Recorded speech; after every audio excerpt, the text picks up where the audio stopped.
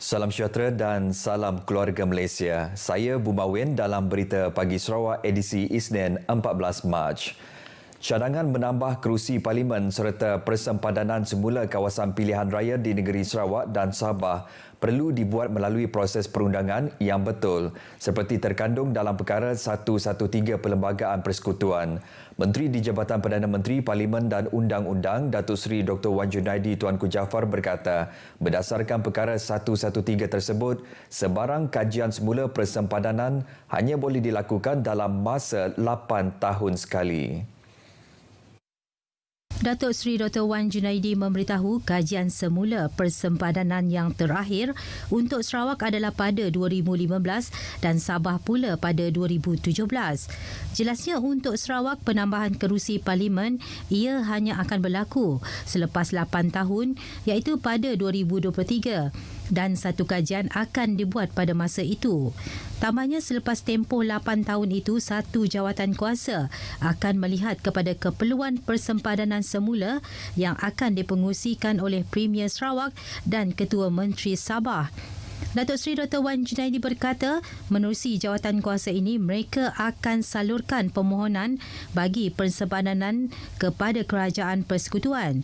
Jika dipersetujui, maka ia akan dilaksanakan mengikut proses.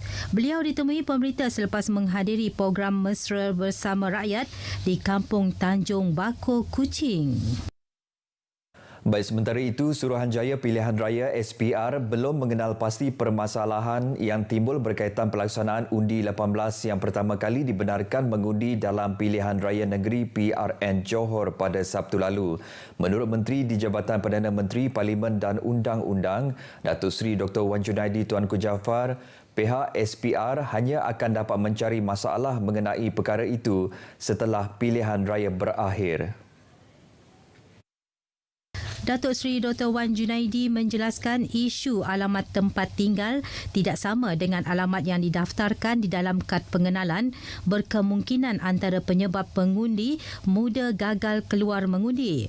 Oleh itu, beliau berkata adalah penting bagi setiap warga negara untuk menukar alamat di dalam kad pengenalan mereka kepada alamat tempat tinggal supaya tidak timbul permasalahan pada hari pengundian. Kalau orang yang tak mampu nak pergi satu tempat ke satu tempat untuk mengundi, ini kehilangan warga pengundi kita.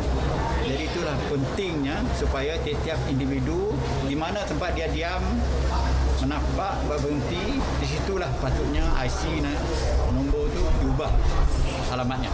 Menyentuh mengenai kemenangan besar Barisan Nasional BN pada PRN Johor, Datuk Seri Dr. Wan Junaidi berkata, ia jelas menggambarkan bahawa rakyat sudah hilang kepercayaan kepada Pakatan Harapan PH. Jelasnya sepanjang 22 bulan mentadbir negara, PH tidak memberi pulangan kepada negara dan ia menimbulkan kemarahan dalam kalangan rakyat. Bukan mudah nak mentadbir negara tahu. Jadi jangan fikir bijak, pandai, boleh mentadbir negara. Kebijaksanaan tu mesti ada pada tiap-tiap pentadbir. Jadi itulah makanya rakyat menerima hakikat bahawa Pakatan Harapan belum lagi mempunyai skill and ability untuk menerajui negara. Melihat keseluruhannya. Pada PRN Johor Sabtu lalu, BN mencatatkan kemenangan besar dengan memperoleh majoriti mudah apabila memenangi 40 daripada 56 kerusi Dewan Undangan Negeri. Sepanjang pandemik COVID-19, kebergantungan industri perniagaan dan pendidikan kepada penggunaan sistem dalam talian meningkat secara drastik. Di Sarawak, isu internet perlahan dan masih banyak lokasi tiada langsung diliputi rangkaian telekomunikasi menjadi isu hangat. Wartawan Muhammad Al-Hadi Samsawi meninjau usaha Suruhanjaya Komunikasi dan Multimedia Malaysia SKMM dalam pelaksanaan projek jalinan digital negara Jendela Fasa 1 bagi menyelesaikan isu liputan talian telekomunikasi di luar bandar Sarawak. Sejumlah 4.09 bilion ringgit diperuntukkan kepada Sarawak untuk pelaksanaan Jendela Fasa 1 yang merangkumi 4 komponen. Pertama, perluasan liputan gentian optik di premis perniagaan dan kediaman. Kedua, pembinaan 824 menara telekomunikasi 4G baharu. Ketiga, menaik taraf menara sedia ada kepada rangkaian 4G. Dan terakhir, melaksanakan projek jalur lebar satelit di kawasan-kawasan yang sukar diliputi dengan menara telekomunikasi. SKMM Sarawak menyasarkan lebih 116,000 premis diliputi gentian optik dengan setakat ini 76,000 telah berjaya dilaksanakan. Bagi naik taraf menara pula, daripada 3,014 menara, sebanyak 2,400 telah dinaik taraf ke rangkaian 4G, manakala inisiatif pemasangan jalur lebar satelit pula telah dilaksanakan di 464 lokasi dengan sasaran 523 lokasi menjelang Mei tahun ini.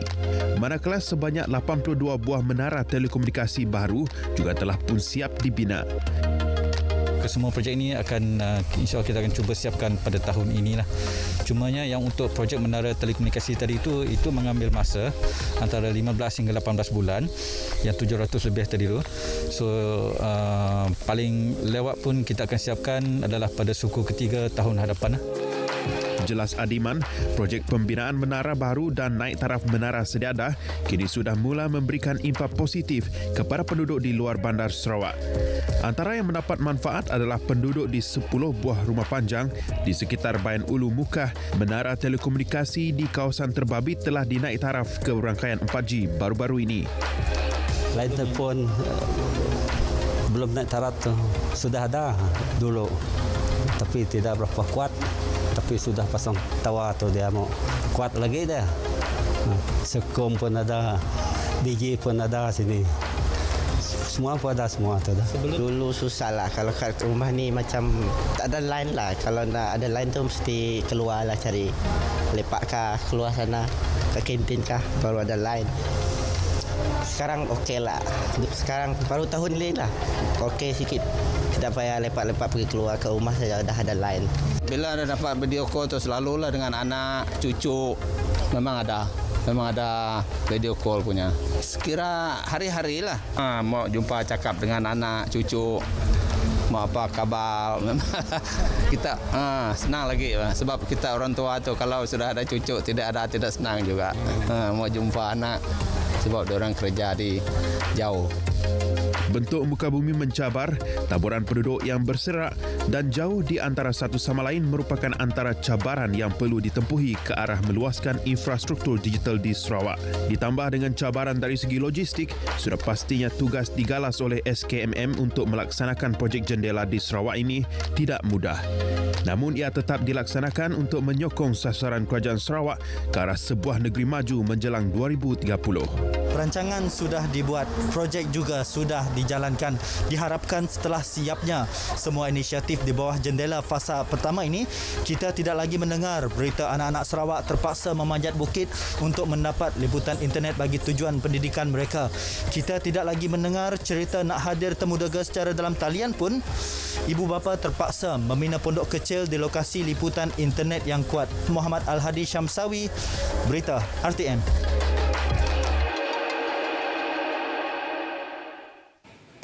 Kerajaan sentiasa membantu selain melahirkan lebih ramai usahawan terutamanya dalam industri kecil dan sederhana IKS kerana sumbangan daripada industri tersebut terhadap pembangunan negara adalah besar iaitu lebih daripada 90%.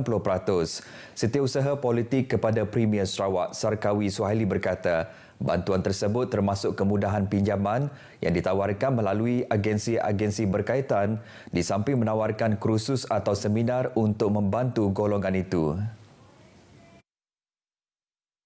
Sarkawi Suhaili memberitahu, sebagai usahawan pula mereka perlu mempunyai usaha sendiri untuk melihat peluang yang ada untuk diterokai termasuk menceburi diri dalam era digital yang dilihat sebagai alternatif dalam mengembangkan perniagaan mereka. Beliau berkata demikian ketika mewakili Timbalan Menteri Belia, Sukan dan Pembangunan Usahawan Dr. Ripin Lamat pada majlis menandatangani Memorandum Perjanjian Kerjasama MOA membina perniagaan rangkaian usahawan wakaf serta O2O Smart Store dan e-commerce marketplace di antara Penpay Holding, Sdn Bhd di Kuching. MOA tersebut bertujuan untuk membuka pasaran baru di dalam perniagaan selain memberi peluang dan membantu usahawan IKS yang kurang mampu memasarkan produk-produk mereka. Jadi untuk merancangkan lagi KDNK negara mana nak membantu usahawan yang tak mampu untuk pasarkan keluar. Jadi dengan platform yang kita sediakan O2O ni, mereka automatik boleh menjual di kedai kami. So aku rasa tu bisnes yang baiklah untuk kita orang Sarawak, especially untuk orang anak-anak muda kita yang masih berfikiran belum terbuka lagi. So aku pak sedang masuk ke Sarawak untuk supaya bagi peluang lah untuk kita anak-anak muda kita lah untuk berniaga lah macamnya. Lebih banyak agensi dan pihak yang berkemampuan diminta tampil membantu murid-murid daripada keluarga yang kurang berkemampuan.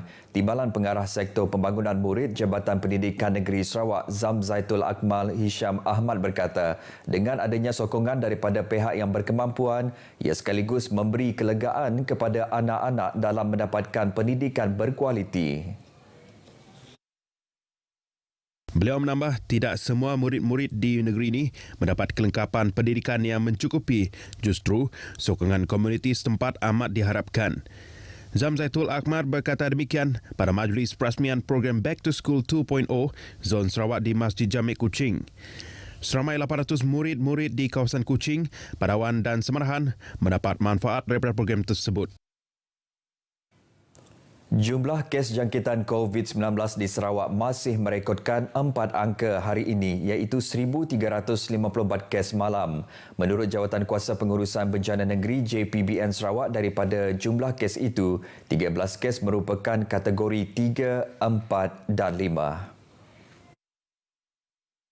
Pecahan kes mengikut daerah pula, daerah Kuching masih merekodkan jumlah tertinggi iaitu 563 kes diikuti Miri 215 kes.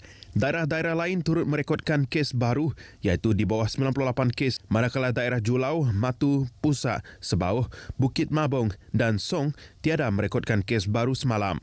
JPBN dalam kenyataan yang sama memaklumkan bahawa terdapat 2 kematian melibatkan seorang wanita berumur 78 tahun di Serian dan seorang wanita berumur 74 di Hospital Bau. Jumlah kluster yang masih aktif di negeri ini kekal 6 kluster.